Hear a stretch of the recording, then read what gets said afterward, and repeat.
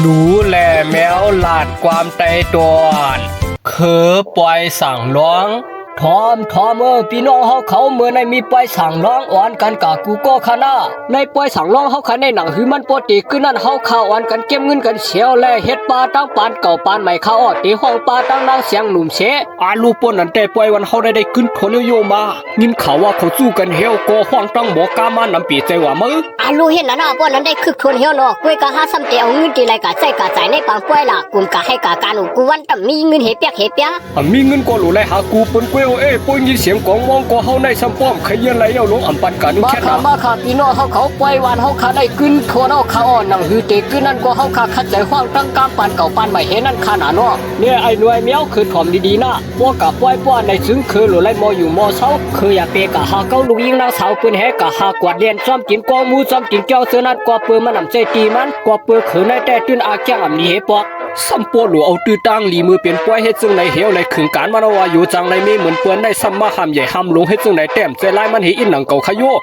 หลัวมออยู่มอกินนั่นน่ะคือก็ตัวเฮ็ดเอานั่นน่ะหนังหือเจ้าปังป่วยเขาซ้ำปอตีฮับตอนเฮาลีงามนั่นก็หลัวในวนป้านั่นน่ะมีสังก็คือหลัวในพามปุ๋งมันหน้าป้อมใจซึ่งนั้นแต่กำเขาถังเล็กเหี่ยวคืนได้กินนั่งเข้าก่อนเขาได้ยำตัวทั่วมาหลายปองหนาวมาป้อมพามปุ๋งให้อินเข้ากันในสุ่มมันตามได้เขาดำยักตัวตั้งเข้าก่อนเขาทำเลี้ยงเข้าก่อนป้อคือกลุ่มอยู่เงามึงเงามังก็ได้มันใจลายมันนะหลวงพ่อปู่หางกวนสะเทอีนึงนั่นน่ะอยู่เฮาจังไรกินข้าวดีพังวันเหมือนเปื้อนนั่นน่ะร่มคัดใจกินมือเขาเฮ็ดปล่อยให้ลามให้ไหนพักภูมากวนมีในเฮาต้องปัญญาก่อนหลูกกินน้ำลงไปกับเขาปล่อยในเฮาอ่อนกันกัดทุบเจ้าเสียให้ก่อนใจคอมซ่าคานอเจ้าเสียเฮาปางสวนเฮาคาเข้าไม่ปีในเตเฮ็ดอยู่คาหาในปางสวนเฮาปีในเตเทเตรียมอาเปลี่ยนแฮมือปีกายในหนังเฮาสิเงินนำไว้เฮาเจ้าก็แล้วเอาเงินในถุงในท้องเฮ็ดเอานั่นน่ะบ่ห้อยห้องตะกะเขาให้เอาเจตนาว่าในนึงเฮือในซ้ำใส่เอานึงเฮง2เฮงก้วยแลฮือเตกะป้อเฮ็ดเฮ็ดจันล่ะอีสังโกกายลูปีในป้อเขาเฮ็ดเจ้าสังเอาก็สอนเอาตีจ้องก็แล้วขนาดเนาะกะติเลยเฮ็ดนั่นก้วยอยู่ตะกะว่าบ่ยินเสียหลายเงินไปเท้าเจ้าสังมาป้าว่าติอยู่เอา7วันก้วยข้าวหวานในเจ้าเสียเฮาตะกะจังเตกะเสียหลายเฮ็ดสังนั่นน่ะเฮาเจ้าตามป้อเลยหยับนั่นอำว่าหาไอ้หนูก้วยกะตะขี้ใจจ้อมเสื้อน่ะมีสังนั่นคาเนาะและกะฮักคัดใจกูเปิ้นเฮวก็จังไกเปลี่ยนป้อยสังล้อมานั่นขนาดไหนป้อแม่มังก็เลยหาอยู่หาเที่ยงดิๆคานั่นน่ะเนาะป้อไว้ป้อยยก็ตำไปปีนี้เปิ้นเที่ยงให้ไหนก็มีคานั่นเฮาคาได้ก่อมสร้างให้ถือคานาเนาะเฮาคาได้เป็นก้นเขาปล่อยก้อยขนาดเปิ้นเฮ็ดปล่อยก็เฮาคาก็เลยกะปล่อยย้อนเปิ้นเฮาคาได้เป็นไตตื่นสงปล่อยเขาไอ้เมียวในเมื่อเคยลั่นหมอลั่นเมื่อตีกะว่าไตเฮ็ดสังหากินป้าวาสนาแค่ปล่อยแนวเนาะเฮามุนเจ้าแต้มเกี่ยวหังหน้าอย่าไปมากับไก่เป้ากันมันก็หลีเฮ็ดคาปล่อยสังร้องในภูมิบักก้นมีหมังก็ในเขาถีนาป้อมใจปล่อยสังร้องในเขาจำทงเงินเขาคานั่นว่าเฮือเสียงกองมองสูในปื้มวงตั้งขึ้นคำว่าในก้วยกะเฮียงไหนในซ้ำมีเขาซ้อมพักซ้อมสังกะฮือลงลางหลานได้มาเฮ็ดจังไหนคะเนี่ยเจ้าเสียเฮาคำว่าในเฮาข่าวอ่อนกันกินเกี่ยวล้วนป่นเหลือเป็ดอินเขาซ้อมพักซ้อมก็เฮาข่าวอ่อนกันลืมเป็ดเขาเฮ็ดจังไหนคะน่ะ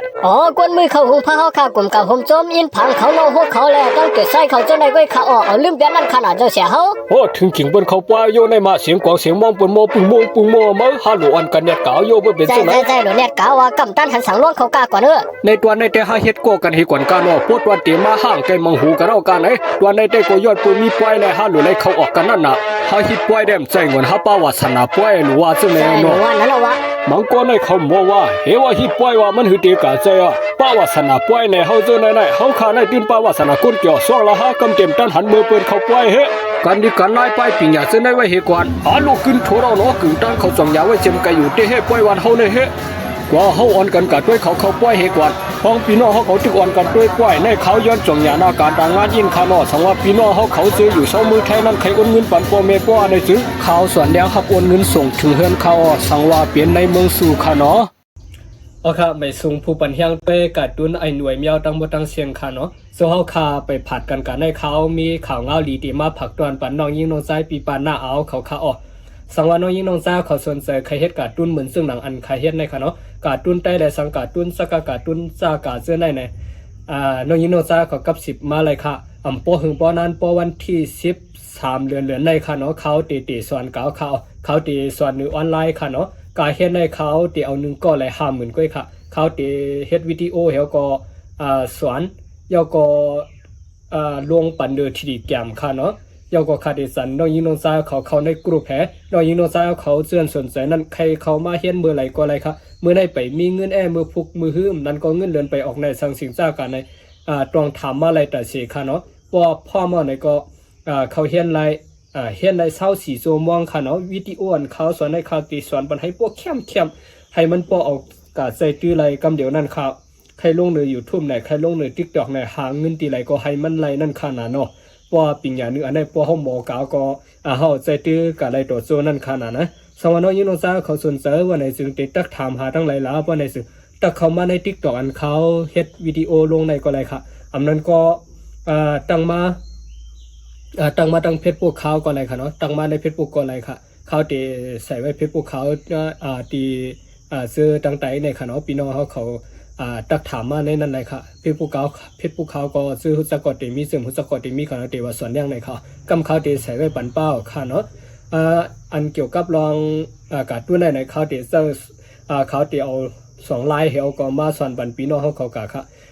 ลายที่1ในอันอำไลเซอร์AI ลายที่2ซ้ำตีเป็นอันเซอร์ AI ในนั้นค่ะเนาะเขาตีสอนกับปันให้ปอเข้มกำเดียวค่ะ